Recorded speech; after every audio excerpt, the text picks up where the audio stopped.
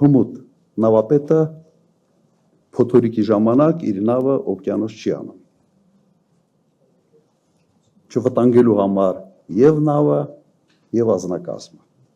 Հիմա սա ուղղակի վերաբերվում է Հայաստանի Հանրապետությանը։ Հայաստանը ոչ մի պարագայում չպետք է հայտնվի շահերի բախման խիզակետում։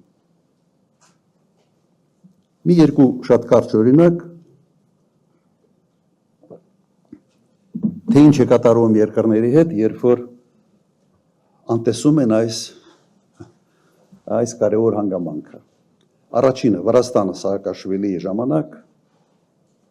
փորձեց խաղալ Միացյալ Նահանգների եւ Ռուսաստանի հակասությունների վրա, ստացավ պատերազմ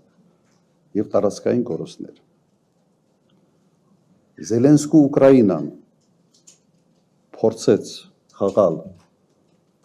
ՆԱՏՕ-ի եւ Ռուսաստանի շահերի բախման հենց ամենից ցավոտ կետերի վրա, ստացավ սարսափելի պատերազմ եւ տարածքային կորուստներ։ Եվ Հայաստանը Փաշինյանի ժամանակ եւս մտավ նման խաղերի մեջ, ստացավ պատերազմ, կորուստներ եւ մարդկային եւ տարածքային։ Ուրեմն սա է իրավիճակը, փորձենք լինել հմուտ եւ անել ամեն ինչ, որ Հայաստանը այս դասերից հետեւություններ անի։